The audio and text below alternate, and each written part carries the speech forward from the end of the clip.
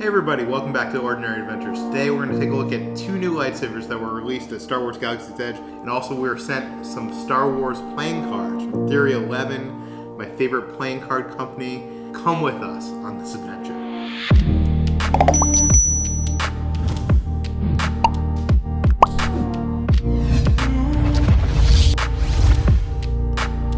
Okay, so before we get to the lightsabers, I first want to say that Kitra can't be here today. She is out sick. She got sick during Christmas. So I'm doing this video alone so that we'd have a video on Friday for you guys. Told everybody that you're sick. Can you wish them happy holidays? Happy holidays. I'm sick. That's it. That's all.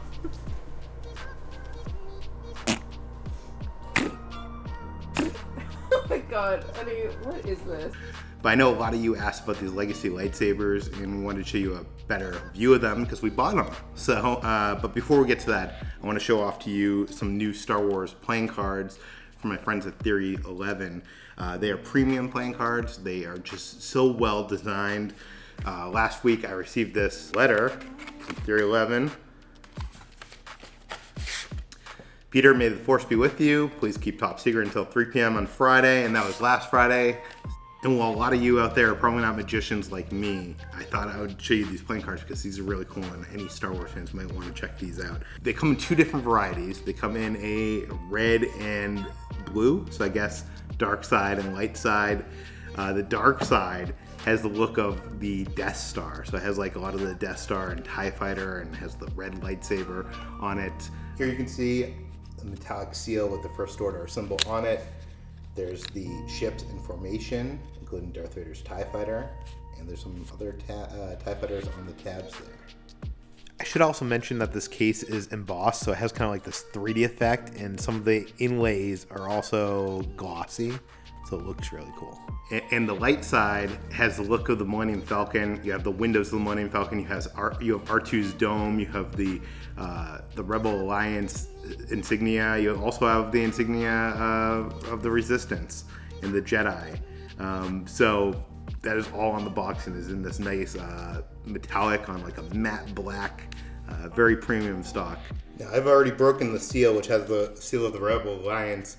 But I like how inside you have the ships in formation, and even on the tabs here, you have two ships. So inside, they are pretty much the same cards except for the backs. The backs have, you know, either the red or the blue with the same kind of Death Star or Millennium Falcon design on them. And I like that they are two-way. They are different, but they are the same. There's a symmetry to them, almost like light side, dark side. The Joker card is BB-8.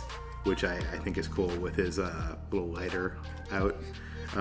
One of the other Jokers is Dio, the new droid. On the Ace of Spades, they have an X-Wing, and it's actually, if you look at it, it's actually Yoda lifting the X-Wing. All the pips are very nicely designed. These are very minimalist design by Mattson Creative. He's done a lot of Theory 11's cards. This also has all 12 court cards are custom designed here. So for the Spades, you have Boba Fett, you have Padme, you have Darth Vader. On the Ace of Diamonds, you have Boba Fett's ship there, right in the diamond, which is a nice touch.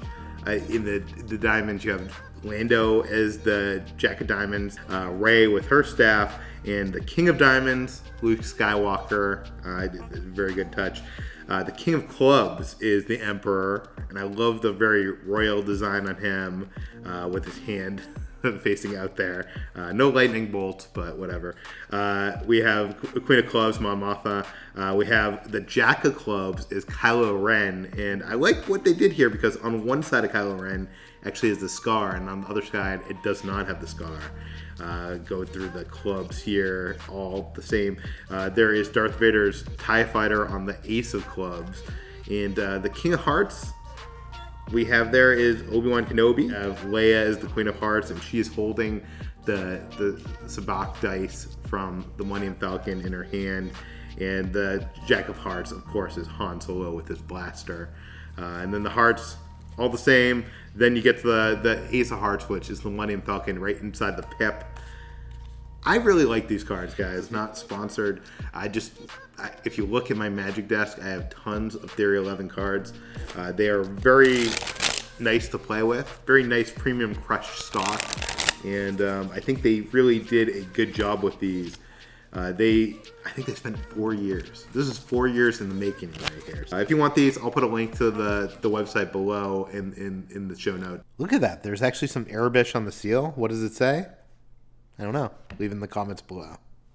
Okay, but you guys weren't here for the playing cards. Let's talk about the lightsabers. There's 2 new lightsabers that were released in Galaxy's Edge. We made a video about them last week. You can check that out. They were released on the day that Star Wars The Rise of Skywalker hit theaters.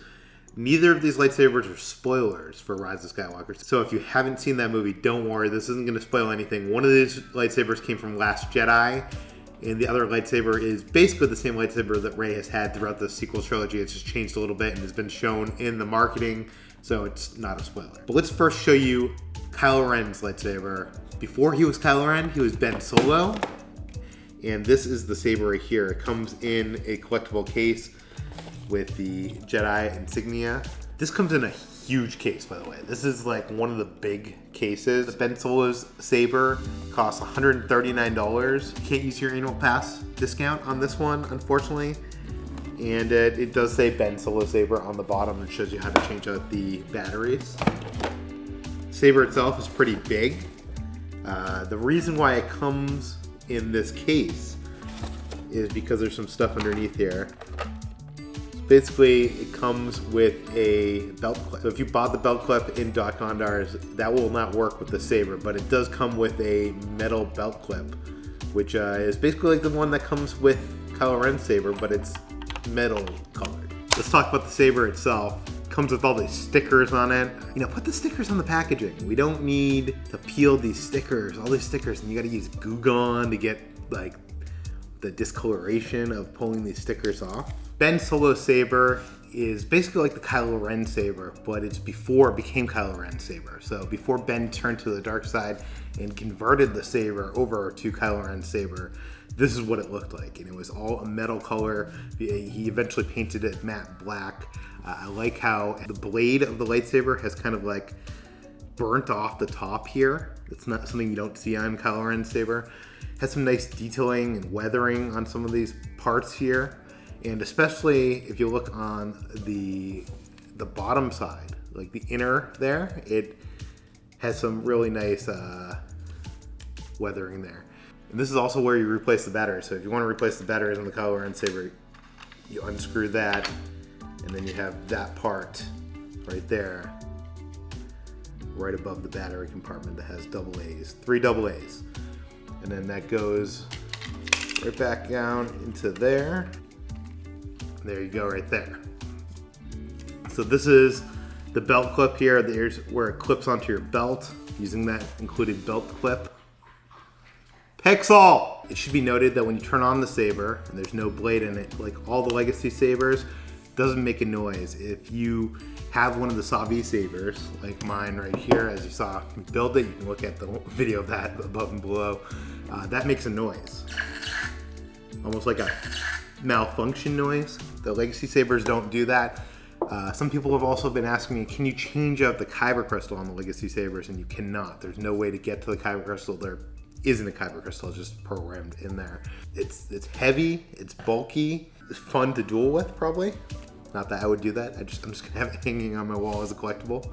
All of these sabers have a cap inside the ignition point, and that makes it look more like the screen used version. So you gotta remove that cap when you put a blade actually inside it. And I wanted to show you what Kylo's saber looks like in relation to the Ben Solo saber, since they're based on the same saber model. But this is a complete new die cast. You don't have the burn points like you do on the top of this ignition, but you do have the ignition from the crossbars have burnt off the black matte painting from the edges of the crossbar saber, which is kind of cool. I like the wear and tear of the buttons here. You can see that it looks like it's been used over and over again. And also it should be noted that there is some parts of this that have been removed. So like the back of this saber is intact here, but on Kylo's it's been opened up, it has some wires running out of it. So there's those differences. Down here on the bottom of it, you can see it's actually a lot more darkened. There's a lot more detailing there than there is on the Kylo Ren. One thing that does annoy me about these sabers is on the bottom of them, they got to put the Lucasfilm copyright information. Can we put that like in the inside of the saber or something? Like, why do we have to have that printed? Why can't it be like a sticker or be on the inside? Like, you know, let's hide it, Disney. This is not cool for a replica saber. But aside from that, that's my only complaint, and that's my complaint with all the legacy sabers. The cast member that we talked to in Dok-Ondar said that the Ben Solo saber is a limited edition for now. What does that mean? I'm not sure. Does that mean that once they sell out, that it's going to be gone for good, or are they deciding based on how well it sells to keep it as a permanent thing? We don't know. Let's take a look at Rey's saber from Star Wars: The Rise of Skywalker. This one's $129.99, so it's a little bit cheaper. This is very interesting. This saber is actually called the reforged Skywalker saber, so it's not called Rey's lightsaber anymore. If you remember, during Star Wars: Last Jedi, they re-released the Luke Anakin lightsaber and called it Rey's lightsaber. That drew a lot of criticism amongst longtime Star Wars fans. But now that has been reforged. They're calling it the reforged Skywalker saber. But it is interesting that this saber is going back to the Skywalker legacy with this version. Let's take a look inside. Now there's a bunch of changes here that I want to note. People just assume that it's this leather thing in the leather band in the middle. But let's take a look side by side so we can determine what is different and what is the same here. Okay, so here you're looking at the reforged Skywalker saber on the left and Rey's saber from Star Wars: The Force Awakens on the right. As you can see here, this one has the metal reforging of the middle, you know, is ripped in two in Star Wars: Last Jedi, and has that metal reforge.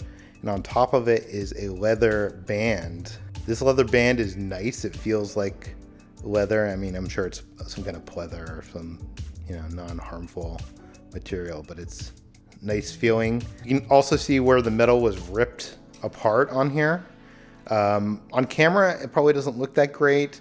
Honestly, if you put your face right next to it, it doesn't look that great, but when you get about a foot or two away, it actually looks like it's been ripped apart and repaired. And I'm sure, you know, if you looked at Rey's saber in Star Wars: The Rise of Skywalker up close, you know, the camera saber, that it probably actually has a cut there. But here from a foot away, it doesn't look bad at all. It's just when you get up and touch it. One other difference here is you'll notice that one of these black things on the handle grip is much bigger than the others. And that's because this one actually is a belt clip. So it's a plastic belt clip that is built in there. The end of the original hilt usually had this loop here, which would hang on to your belt clip, but that is gone from the saber. You can see it has been completely ripped off, so there's no place for this to hang on Rey's belt. So I guess they just built a plastic belt clip right in there because they didn't want to build one that would, you know, somehow hide into that area. I'm not sure. I'm wondering how well that's gonna do, if that's gonna, you know, snap off, because this is heavy and that is just plastic. Other than that, the sabers look virtually the same.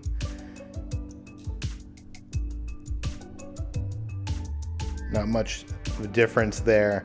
I will say that when you light up this new saber, it does sound a little bit different. So this is Rey's saber from Star Wars: The Force Awakens. Let's light it up and so you can hear the difference of what it sounds like. Listen.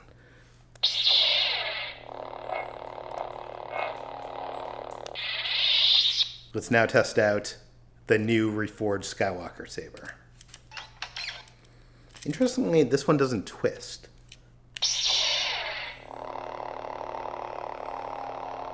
Hear that? It sounds a little bit like more unstable. You know, it's like it's been repurposed, you know, it's been fixed, it's gone through some damage. So that's kind of interesting. Okay, let's test out Ben's saber, as that looks and sounds differently from Kylo Ren's.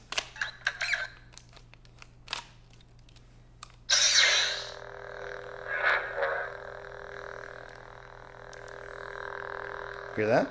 So it sounds kind of like a more normal saber. Let's see what Kylo Ren sounds like. I don't have the crossbars here. I just have them packed away, so we're not going to do that. But you can hear I think it still goes on. Hear how unstable, handmade. I love the sound of that. It's like crackling and it's flickering. Here you go. There's 2 new sabers from Star Wars Galaxy's Edge that can be found in Dok-Ondar's Den of Antiquities, right next to Savi's workshop. And, alongside, I think, 9 other lightsabers from the Star Wars saga. Tell me below in the comments if you'd be interested in us showing you some of the other sabers that are available there, because I know some people have been asking about that. I'm not sure if that's what people want out of this channel or not. Everybody's asking in the comments, when are we going to get more lightsabers from Star Wars The Rise of Skywalker? No spoilers here.